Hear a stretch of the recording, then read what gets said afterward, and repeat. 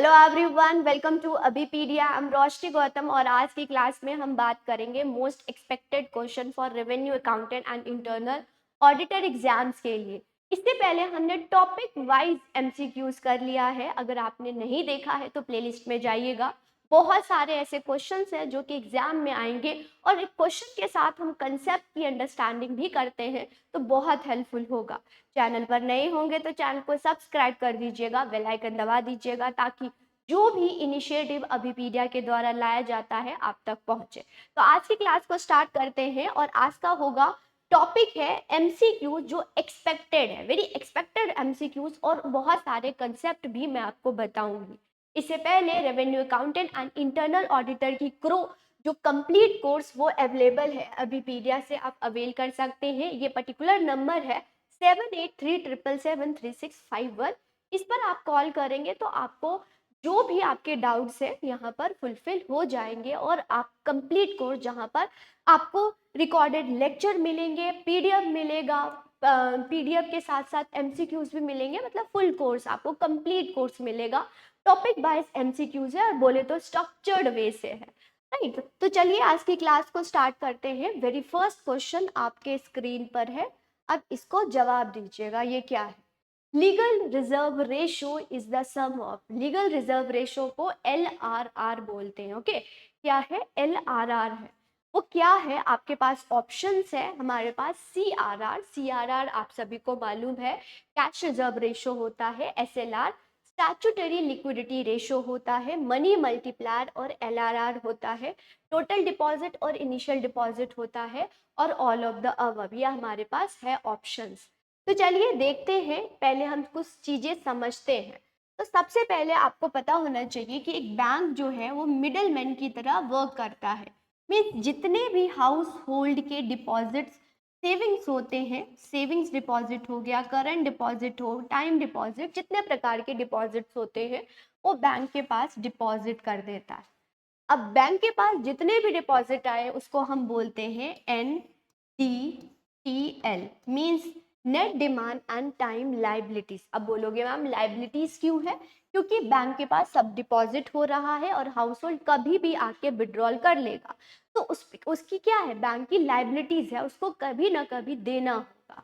But अब बोलोगे आप डिपॉजिट क्यों रख रहे हैं? डिपॉजिट रख के बैंक क्या इंटरेस्ट अर्न करता है। कैसे? ये फर्दर लोन दे देता है। ओके, ये लोन दे देता है और फर्दर ये इंटरेस्ट अर्न करता है। किससे? इन्वेस्टर। अब इन्वेस्टर ही लोन लेता है। यस स्टूडेंट, इकोनॉमी में फर्म्स हो गए, इन्वेस्टर हो गए, ओके, या प्रोड्यूसर है, वो क्या लेते हैं? वो लोन लेते हैं बैंक से। तो यही जो है क्रेडिट क्रिएशन, इस प्रोसेस को हम क्रेडिट क्रिएशन भी बोलते हैं। आपको किसी क्वेश्चन में ये चीज भी समझा दूंगी मैं। तो अभी आपने देखा कि बैंक के पास जो डिपॉजिट होते हैं वो NDTL के टर्म्स में होते हैं। ओके, और वो हाउस होल्ड से डिपॉजिट लेता है एंड लोन दे देता है इन्वेस्टर, मतलब इन्वेस्टर जो है वो विड्रॉल कर पैसा ले लेते हैं बैंक से in the form of loan. Okay, ये समझ आ गया। NDTL बहुत इंपॉर्टेंट है क्योंकि ये टर्म्स आएंगे। अब दो टर्म्स आपको पता होना चाहिए। CRR means cash reserve ratio, SLR means statutory liquidity ratio. Okay, ये दोनों क्या है? रिजर्व्स है। रिजर्व्स मीन्स RBI है, RBI रूल्स रेगुलेशंस बनाता है। जो भी कमर्शियल बैंक है, RBI reserve bank of India rules and regulation बनाता है फॉर द कमर्शियल बैंक। जितने भी कमर्शियल बैंक है उनको रूल्स रेगुलेशंस फॉलो करने होंगे। अगर फॉलो नहीं करता है तो इन पे पेनल्टी भी लगती है और लाइसेंस भी रद्द हो जाता है। तो वो जो रिजर्व्स होते हैं वो SLR और CRR के टर्म्स में होते हैं। RBI बोलता है आपके पास जितने भी NDTL आते हैं, मीन्स अभी हमने देखा कि बैंक के पास net demand and time liabilities आते हैं, तो बोलते हैं जितने भी आपके पास NDTL आता है उसका कुछ परसेंटेज जो RBI सिचुएशन, मतलब इकोनॉमी में जैसी सिचुएशन होगी वो डिसाइड करता है। वो डिपेंड करेगा कि इकोनॉमी में इन्फ्लेशन है या डिफ्लेशन है, उसके अकॉर्डिंग वो परसेंटेज डिसाइड करता है। तो RBI बोलता है आपके पास, मीन्स बैंक के पास जितने भी NDTL आते हैं उसका कुछ परसेंटेज क्या रखोगे आप? खुद के पास एक रिजर्व में रखोगे। तो बैंक इटसेल्फ, बैंक जब खुद के पास रखता है, बैंक इटसेल्फ के पास, खुद के पास या देमसेल्फ के पास रखता है, तो उसको हम स्टैट्यूटरी लिक्विडिटी रेशो बोलते हैं। वही आरबीआई बोलता है आपके पास जितने भी एनडीटीएल आता है वो आप आरबीआई के पास विद आरबीआई मेरे पास रखोगे तो उसको बोलते हैं CRR means cash reserve ratio बोला जाता है। अब बोला जाता है SLR आप कैश के फॉर्म में भी रख सकते हो, गवर्नमेंट सिक्योरिटीज के फॉर्म में भी रख सकते हो, ओके जिस फॉर्म में आप रख सकते हो, किसी भी फॉर्म में, गोल्ड के फॉर्म में भी रख सकते हो। लेकिन CRR बोला जाता है कि आपको कैश में ही रखना होगा, नाम से ही पता चल रहा है कैश रिजर्व रेशो, आपको बोला जाता है कैश। अब आपके माइंड में, आपके जहन में ये बात आ रही होगी मैम ये क्यों रखना होता है? क्योंकि बैंक के पास जितने भी एनडीटीएल आते हैं स्टूडेंट, वो फर्दर सभी लोन दे रहा है क्योंकि उसको इंटरेस्ट अर्न करना है। अब मान लीजिए हाउस होल्ड आज डिपॉजिट करा रहा है और आज ही विड्रॉल करेगा, तो बैंक के पास तो पैसा होगी नहीं। बैंक की क्या हो, वो बैंक करप्सी ना हो, बैंक जो है लिक्विडिटी रहे उसके पास, इसीलिए आरबीआई ने ये रूल्स रेगुलेशंस बनाया है कि सभी बैंक जो कमर्शियल बैंक है उनको आपको रिजर्व रखना होगा, चाहे in the form of CRR और SLR। अब इन दोनों को जब हम मिला देते हैं तो हम बोलते हैं legal reserve ratio. Legal means क्या है, ये मैंडेटरी है, हर एक कमर्शियल बैंक को ये आरबीआई का रूल्स रेगुलेशन फॉलो करना पड़ेगा। तो लीगल रिजर्व रेशो क्या होता है, SLR होता है स्टूडेंट और plus CRR, cash reserve ratio and statutory liquidity ratio, इन दोनों को हम क्या बोलते हैं, LRR, legal reserve ratio. Okay, तो ये था हमारी आंसर का, आपको आंसर मिल गया। तो आपसे सवाल पूछा गया है लीगल रिजर्व रेशो क्या होता है, तो CRR और SLR होता है। और इसी के बेस पर क्या होती है, जो बैंक है वो क्रेडिट क्रिएशन करते हैं, मल्टीप्लायर करते हैं, तो मल्टीप्लायर हो गया। मल्टीप्लायर का मतलब होता है जो बैंक्स होते हैं वो 100 का 500 बना देते हैं। यस स्टूडेंट, क्रेडिट क्रिएशन के थ्रू मनी मल्टीप्लायर करते हैं, मीन्स अगर 100 रुपये हाउस होल्ड डिपॉजिट करा रहा है तो उसका मल्टीपल टाइम क्रेडिट क्रिएशन के थ्रू मनी मल्टीप्लायर करा देते हैं। ओके, लीगल रिजर्व रेशो आपको समझ आया। टोटल डिपॉजिट, टोटल डिपॉजिट मतलब कि इनिशियल डिपॉजिट कितना हो रहा है और कितना मनी मल्टीप्लायर हो रहा है, वो होता है टोटल डिपॉजिट। इनिशियली कितना डिपॉजिट, हाउस होल्ड कितना डिपॉजिट कर रहा है, प्राइमरी डिपॉजिट कितना हो रहा है, तो उसको इनिशियल डिपॉजिट बोला जाता है। और इन्हीं सब की से क्या होता है, मनी मल्टीप्लायर प्रोसेस होता है, क्रेडिट क्रिएशन प्रोसेस होता है। तो कहीं मैं आपको एक एक चीज सब में, कभी कभी ये सारे टर्म्स मैं आपको समझा दूंगी। लीगल रिजर्व रेशो आपको समझ आया, ये होता है SLR प्लस CRR, और इन दोनों को अगर हम कंबाइन करें तो इसको रिजर्व बोला जाता है, जो कि लीगली है, हर एक बैंक को रखना ही पड़ेगा, ये आरबीआई का रूल्स एंड रेगुलेशंस है। तो पहला क्वेश्चन आप सभी को समझ आ गया। अब इसी के साथ ये आंसर हो गया, ये आपके पास जो है एक्सप्लेनेशन है, PDF मिलेगा, आप उससे कर सकते हैं। इसी के साथ चलिए नेक्स्ट क्वेश्चन पर मूव करते हैं। नेक्स्ट क्वेश्चन पूछा गया है micro unit development refinance agency, इसको मुद्रा बोलते हैं, शॉर्ट में मुद्रा बोलते हैं। Wholly on subsidy of which wing, बोलते हैं किसकी सब्सिडी है, तो ऑप्शन है नबार्ड की, आरबीआई की, एडीबी की और सिडबी की। ओके, ये किसकी है होल सब्सिडी, तो चलिए पहले सबके बारे में पढ़ लेते हैं। सबसे पहले है नबार्ड। नबार्ड का फुल फॉर्म है national bank for agriculture and rural development, जो कि स्टैब्लिश हुआ था 12 जुलाई 1982। ये रूरल डेवलपमेंट और एग्रीकल्चर एक्टिविटीज के लिए क्या करते हैं, लोन देते हैं, डेवलपमेंट के लिए इसको लाया गया। बेसिकली जो RRBs हैं, रीजनल रूरल बैंक्स हैं, उनको रेगुलेट करने के लिए, सुपरवाइज, रेगुलेट भी नहीं बोलेंगे, सुपरवाइज करने के लिए नबार्ड का एस्टेब्लिशमेंट हुआ है। ओके, और ये क्या करते हैं, रूरल एंड एग्रीकल्चर डेवलपमेंट के लिए रूल्स रेगुलेशंस बैंक को एस्टेब्लिशमेंट करते हैं, असिस्टेंट, फाइनेंशियल असिस्टेंट प्रोवाइड करते हैं रूरल और एग्रीकल्चर के लिए, राइट। ये रिजर्व बैंक ऑफ इंडिया आप सभी को पता है, आरबीआई है, जो कि एक्ट 1934 और एस्टेब्लिशमेंट हुआ था 1 अप्रैल 1935 का, और ये नेशनलाइज हो गया था 1949 को। नेशनलाइज मतलब on by the public sector means government. Okay, ये है ये रूल्स रेगुलेशंस रिगार्डिंग क्या बनाती हैं, बैंकिंग सेक्टर और मनी मार्केट को रेगुलेट करती है। ओके, जो आरबीआई है वो मनी मार्केट को रेगुलेट करता है, मनी मार्केट, ठीक है। और जितने भी ये सेंट्रल बैंक है और रिस्पॉन्सिबल होते हैं monetary policy, issuing of currency, managing of foreign, इसको कस्टोडियन ऑफ फॉरेन रिजर्व्स भी बोला जाता है, राइट। तो एक एक चीज आपको मालूम होना चाहिए। इसी के साथ एशियन डेवलपमेंट बैंक, ये स्टैब्लिश हुआ था 19 दिसंबर 1966। ये रीजनल डेवलपमेंट है और इसका हेडक्वार्टर फिलीपींस है। Okay, Philippines. ये एशियन डेवलपमेंट मतलब लोन प्रोवाइड कराता है फॉर डेवलपमेंट। ओके, ये है। और इसका हेडक्वार्टर फिलीपींस है। ये सोशल इकोनॉमी डेवलपमेंट के लिए जितने भी एशिया कंट्रीज हैं उनके सोशली और इकोनॉमी डेवलपमेंट के लिए लोन प्रोवाइड कराते हैं, टेक्निकल असिस्टेंस मतलब गाइडेंस देते हैं कि कहाँ पर आपको इन्वेस्टमेंट करना चाहिए, कहाँ पर नहीं। ओके, जितने भी ग्रांट देते हैं मेंबर कंट्री, जो भी मेंबर कंट्री है, तो ग्रांट, ग्रांट मीन्स होता है लो रेट ऑफ इंटरेस्ट पर लोन देना, राइट। तो एशियन डेवलपमेंट।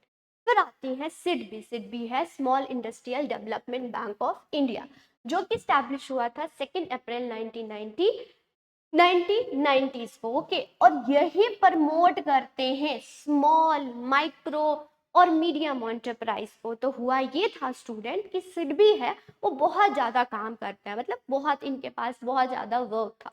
तो इसीलिए जो सिडबी है अपनी ही एक और सब्सिडी इसने ओपन किया, नाम है मुद्रा। ओके, नाम है मुद्रा, जो कि 2015 में आया था। और जो स्मॉल माइक्रो और मीडियम एंटरप्राइज को लोन जो देता है वो मुद्रा बैंक देता है, नहीं। लेकिन किसके अंडर मुद्रा काम करता है, वो सिडबी के अंदर, जो कि 1990 में आया था। और इसका फुल फॉर्म क्या है, small industrial development and bank of India. Okay, तो अब आपको समझ आ गया आंसर क्या होगा। मुद्रा जो है वो होली ओन सब्सिडी किसकी है, सिडबी की है। Okay, small industrial development bank of India. और इन सभी के बारे में आपको पता होना चाहिए। चलिए, इसी के साथ नेक्स्ट क्वेश्चन पर मूव करते हैं। नेक्स्ट कमेटी से क्वेश्चन है, Malhotra committee was appointed on. Malhotra committee जो है वो कब अपॉइंट हुआ है, बैंकिंग सेक्टर के लिए अपॉइंट हुआ है, मनी मार्केट रिफॉर्म के लिए अपॉइंट हुआ है, कैपिटल मार्केट के लिए हुआ है, इंश्योरेंस सेक्टर के लिए हुआ है। तो चलिए देखते हैं कि क्या है। बैंकिंग सेक्टर के लिए जितनी भी कमेटी की बात करें तो वो नरसिम्हम कमेटी, जो कि 2 बार इनकी रिफॉर्म्स मतलब कि अगर आपको वो सेक्टर का रूल्स रेगुलेशंस बनाना है और चेंज करना है, मीन्स डेवलपमेंट करना है, रिफॉर्म्स लेके आना है, इसीलिए कमेटीज बनाई जाती हैं, वो रिकमेंडेशन देती हैं, राइट। ये तो सबसे अगर फेमस बैंकिंग सेक्टर रिफॉर्म की बात करें वो नरसिम्हम कमेटी है, जो कि 2 बार ये रिफॉर्म्स लेके आए, इन द ईयर 1991 और 1998। फिर रघुराम राजन कमेटी भी आई थी 2007 में, जो कि इन्होंने भी banking sector, financial inclusion, economic growth पर इन्होंने भी सजेशन दिया, रिकमेंडेशन दिया। मनी मार्केट की अगर हम बात करें तो विगुल विगुल कमेटी 1987 में लाया गया था फॉर द मनी मार्केट जो शॉर्ट टर्म के लिए लोन लिया जाता है, उस मार्केट में रिफॉर्म्स, रूल्स, रेगुलेशंस लेने के लिए, जैसे कि certificate of deposit, commercial paper, improving the regulatory framework, ये सारे जो है इंस्ट्रूमेंट है।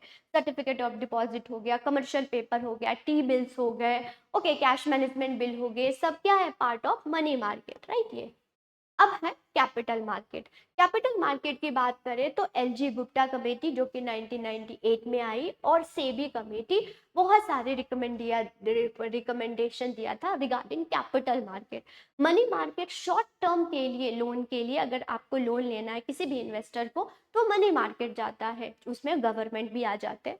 कैपिटल मार्केट मतलब लॉन्ग टर्म के लिए अगर चाहिए लोन तो कैपिटल मार्केट से लेते हैं, और ये जो भी रजिस्टर्ड कंपनीज होती हैं, ओके, राइट। इसमें insurance sector reforms Malhotra committee 1993 में, मीन्स इंश्योरेंस को 1993 में इन्होंने सजेस्ट किया। पर insurance regulatory and development authority of India की स्टैब्लिशमेंट हुई थी 1999 में। ओके, तो इनके द्वारा ही सजेस्ट किया गया था कि इंश्योरेंस में रेगुलेशन होना चाहिए, क्योंकि जब भी हम प्रीमियम पे करते हैं और क्लेम करते हैं तो उस गैप में बहुत गैप होता है, राइट। जो क्लेम करते हैं वो हमें नहीं आता है।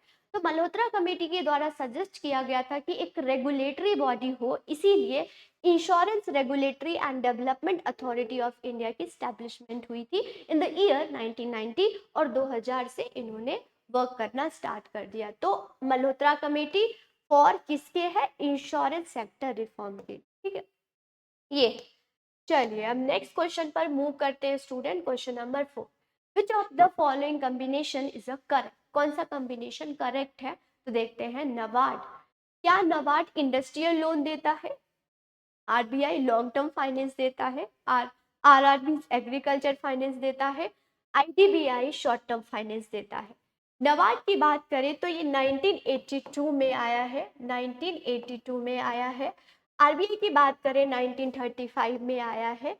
ओके, अगर हम बात करें आरआरबी रीजनल रूरल बैंक 1975 में आया है।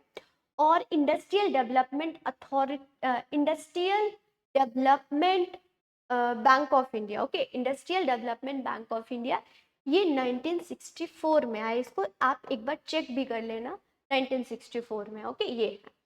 अगर नबार्ड की बात करें तो ये अभी मैंने आपको बताया एग्रीकल्चर एंड रूरल डेवलपमेंट के लिए फाइनेंस देता है और आरआरबी को सुपरवाइज करता है, इसीलिए 1982 में नबार्ड की स्टैब्लिशमेंट हुई।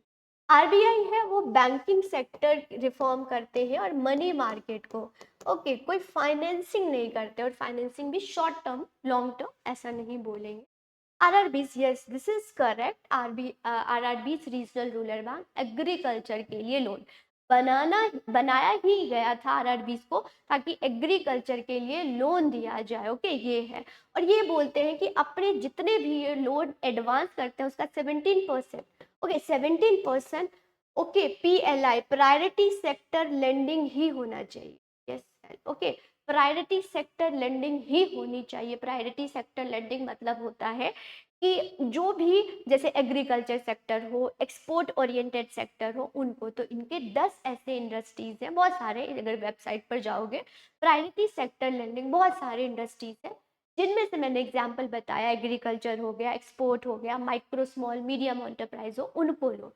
तो आरआरबीज को क्या है कि उनके पहले तो 100% प्रायोरिटी सेक्टर लेंडिंग ही करना था, क्योंकि ये बैंकरप्सी में या फिर बहुत ज़्यादा लॉस में जाने लग गई, तो बोला गया 70% अगर आप लोन किसी को एडवांस करते हैं तो अपना 17% प्रायोरिटी सेक्टर लेंडिंग ही करेंगे, ओके। तो ये सही है।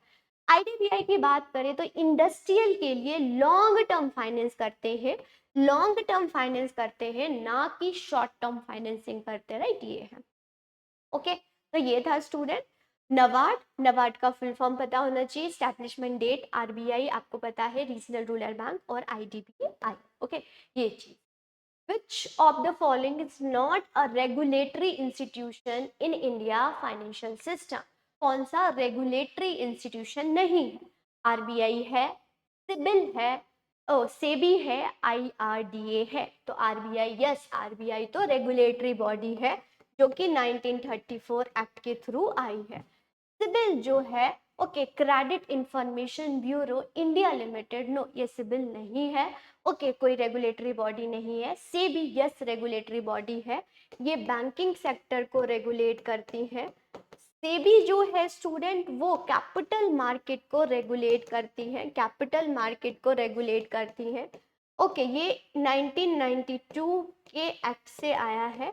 और इंश्योरेंस रेगुलेटरी डेवलपमेंट अथॉरिटी, ये इंश्योरेंस मार्केट को, ओके, रेगुलेट करती हैं, और ये 1999 में आया था एक्ट, ओके, 1999 एक्ट के थ्रू एस्टैब्लिशमेंट हुआ।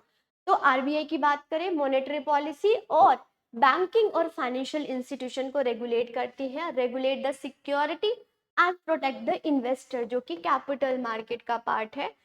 Insurance regulatory and development authority regulate करती है इंश्योरेंस सेक्टर को। सिबिल कोई भी रेगुलेटरी बॉडी नहीं है, इसका फुल फॉर्म है credit Information Bureau India limited. ये जो है क्रेडिट, किसी कंपनी की कितनी क्रेडिट वर्दिनेस है, ओके, वो इंफॉर्मेशन, अब नाम से ही समझ आ रहा है, credit Information Bureau India limited means ये क्रेडिट इंफॉर्मेशन देती है कंपनीज की, अबाउट द कंपनी की वो कितने प्रॉफिट में है, लॉस में है, उसी के प्रकार उनको लोन एडवांस किया जाता है। ओके, ये चीज है। तो क्रेडिट इंफॉर्मेशन, क्रेडिट वर्दीनेस की इंफॉर्मेशन प्रोवाइड करता है सिबिल। ओके राइट, तो यहाँ पर आंसर आपका क्या हो जाएगा, सिबिल हो जाएगा।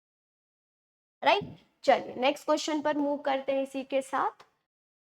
नेक्स्ट क्वेश्चन है ग्रीन बैंकिंग। आजकल आप बहुत ज्यादा सुन रहे होंगे green sovereign bond, green GDP, green banking. अब ग्रीन बैंकिंग क्या होता है, तो देखिएगा, development of forestry by the bank. Okay, forest करने के लिए फॉरेस्ट डेवलप करने के लिए बैंक है। Financing of environment friendly project by the bank. Okay, financing मतलब पैसे देना, एनवायरमेंटल फ्रेंडली प्रोजेक्ट्स, ओके, जो कि एनवायरनमेंट के लिए प्रोजेक्ट्स बनती हैं उनके लिए फाइनेंस देना। Financing of irrigation project by the bank and all of the above. तो ग्रीन बैंकिंग, अब यहाँ से ये समझिएगा कि ग्रीन बैंकिंग ये नहीं है कि फॉरेस्ट से रिलेटेड होगा। जब भी आपको ग्रीन वर्ड आए मीन्स होता है सस्टेनेबल डेवलपमेंट, चाहे वो सोवरेन बॉन्ड हो, चाहे आपका ग्रीन जीडीपी हो, चाहे ग्रीन बैंकिंग हो। मीन्स जब बैंक लोन देंगे, आपको पता है बैंक डिपॉजिट को एक्सेप्ट करते हैं और एडवांस करते हैं लोन, तो जब भी वो लोन देंगे और वो सस्टेनेबल डेवलपमेंट के लिए लोन देंगे तो उसको हम बोल देंगे green banking. Okay, green banking means financing of environmental friendly project, वैसे प्रोजेक्ट जो कि एनवायरमेंटल फ्रेंडली हो। ओके, इसीलिए जब लोन दिया जाता है उस पर्पस के लिए तो हम उसको बोलते हैं ग्रीन बैंकिंग, बैंक लोन दे रहा है। राइट, तो ये था आपका आंसर, क्या हो जाएगा, बी आंसर। क्लियर है स्टूडेंट। नेक्स्ट क्वेश्चन पर हम मूव करेंगे। क्वेश्चन है schedule bank is a bank which. तो शेड्यूल बैंक क्या होता है ये आपको बताना है। Schedule bank include in second schedule of RBI, not include in second schedule of RBI, all the commercial bank, all the PSC public sector banks. अगर बात करें तो शेड्यूल बैंक वो बैंक होते हैं, मतलब बेसिकली दो प्रकार के होते हैं, एक शेड्यूल बैंक होता है, एक नॉन शेड्यूल बैंक होता है। शेड्यूल बैंक वो बैंक होता है जो कि सेकेंड शेड्यूल आरबीआई एक्ट 1934 के एक्ट के थ्रू आया है, उसी को हम शेड्यूल बैंक बोलते हैं। और जो भी शेड्यूल बैंक होगा उसको सारे रूल्स रेगुलेशंस आरबीआई के मानने ही होंगे, मैंडेटरी होंगे सारे रूल्स रेगुलेशन। एग्जाम्पल के तौर पर अगर सीआरआर एसएलआर बोले तो शेड्यूल बैंक को रखना ही मरेगा, मैंडेटरी है। ओके स्टूडेंट, तो इस प्रकार से चलिए नेक्स्ट क्वेश्चन पर मूव करते हैं। अब मैच द फॉलोइंग है, आंसर दीजिएगा। गेट मैनेजिंग ऑफ बैलेंस, ये गेट है, आईएमएफ है, आईबीआरडी है, यूएन। गेट की बात करें तो General Agreement Tariff and Trade है। IMF means International Monetary Fund है। International Bank for Reconstruction and Development IBRD है। और यूएन, यूनाइटेड नेशन ऑर्गेनाइजेशन। तो गेट की बात करें तो गेट जो है वो ट्रेडिंग के लिए काम करता है। तो देखो, फ्री ट्रेड। ओके, तो फ्री ट्रेड मतलब फर्स्ट का थर्ड आंसर आ गया। IMF international Monetary fund, Britain hood conference हुआ, उसमें ट्विन सिस्टर बनी, one is a world bank and other is a international Monetary fund. World bank की subsidies जो है वो आईबीआरडीए है। ओके, ये आईबीआरडी जो है वो रिकंस्ट्रक्शन एंड डेवलपमेंट के लिए लोन देती है। तो डेवलपमेंट फाइनेंस मींस थर्ड का second. IMF balance of payment अगर डेफिसिट हो जाता है तो जो है आईएमएफ वो करती है, पीस के लिए यूएनओ है। ओके, तो ये आपका आंसर हो जाएगा। गेट है free trade, managing the balance of, IBRD जो है डेवलपमेंट के लिए दिया जाता है, और पीस के लिए यूएनओ है। तो आंसर बी हो जाएगा। क्लियर है। नेक्स्ट क्वेश्चन पर मूव करते हैं। Improvement in balance of deficit may be affected through. अब आपको पता होना चाहिए what do mean by BOP deficit. तो एक समझिएगा, बीओपी सरप्लस होता है। Okay, surplus, BOP deficit, BOP deficit, right, BOP deficit और बीओपी बैलेंस, बैलेंस, बैलेंस है। तो बीओपी सरप्लस तब होगा जब export is greater than import, तो सरप्लस हो जाता है। ओके, जब import is greater than export तो आपका डेफिसिट हो जाता है। इंपोर्ट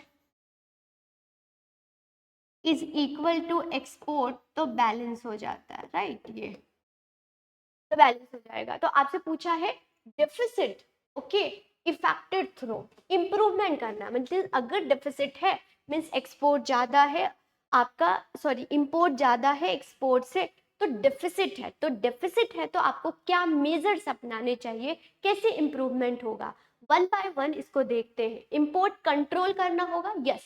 जब इंपोर्ट कंट्रोल करेंगे तो एक्सपोर्ट इंक्रीज होगा, और एक्सपोर्ट इंक्रीज होगा तो बीओपी सरप्लस होगा और बीओपी डेफिसिट कम हो जाएगा, राइट।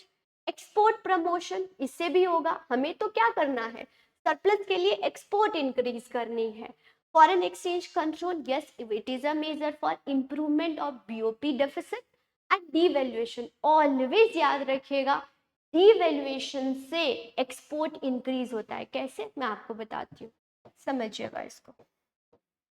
ओके, डीवैल्यूएशन मीन्स क्या होता है, what do mean by devaluation, इसको समझिए। इफ $1 इक्वल टू 50 रुपीज है, अब लेट्स से कि डीवैल्यूएशन ऑफ रुपीज हो गया, means $1 is equal to 60 rupees हो जाएगा। अब बोलोगे मैम ये तो ज्यादा हो गया, no, in comparison to dollar जो रुपीज है वो क्या हो गया, सस्ता हो गया, चीप हो गया।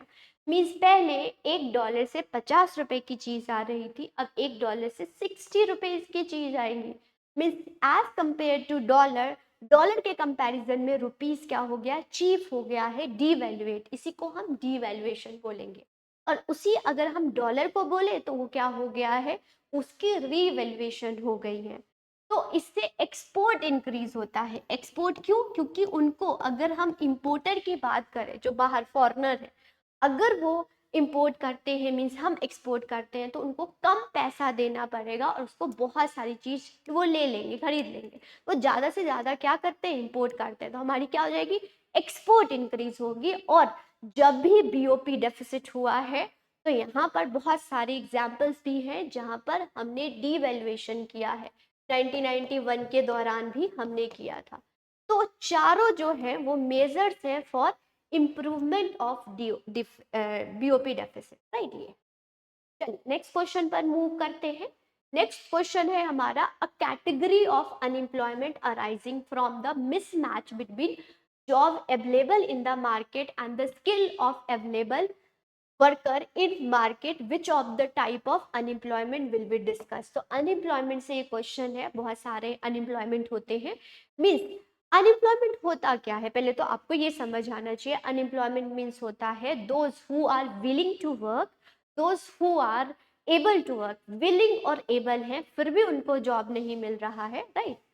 विलिंग भी है मतलब काम करना भी चाहता है, डिजायर भी है, प्लस एबिलिटी भी है, एबल भी है, मीन्स पढ़े लिखे भी हैं, फिर भी उनको जॉब नहीं मिल रहा है, तो इस केस में हम अनएम्प्लॉयमेंट बोलेंगे। लेकिन कभी कभी अनएम्प्लॉयमेंट बहुत टाइप्स के होते हैं, कोई रीजन के होते हैं, राइट। कभी कभी 1-2 महीने, 1-2 साल, 1-2 मतलब 6 महीने, 2 महीने की बात करें तो साइक्लिकल, वेरी फर्स्ट है साइक्लिकल। साइक्लिकल जब बिजनेस साइकिल की वजह से, जब इन्फ्लेशन या डिफ्लेशन की वजह से अनएम्प्लॉयड हो जाते हैं, जैसे कि कोविड-19 की बात करें तो बिजनेस साइकिल की वजह से हो गए, तो साइक्लिकल अनएम्प्लॉयमेंट।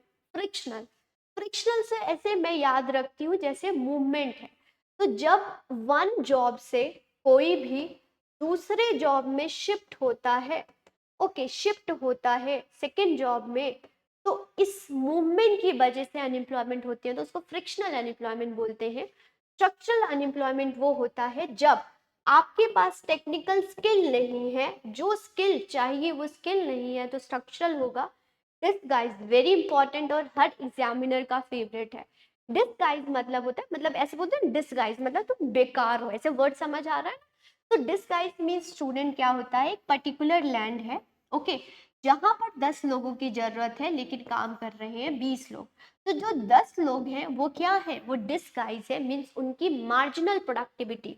मार्जिनल मतलब कि अगर वो ज्यादा भी है तो 10 जो पर्सन है वो ज़्यादा है और उनकी अगर वो कुछ काम भी करते हैं इस पर्टिकुलर लाइन में तो प्रोडक्टिविटी में कोई भी चेंज नहीं होगा।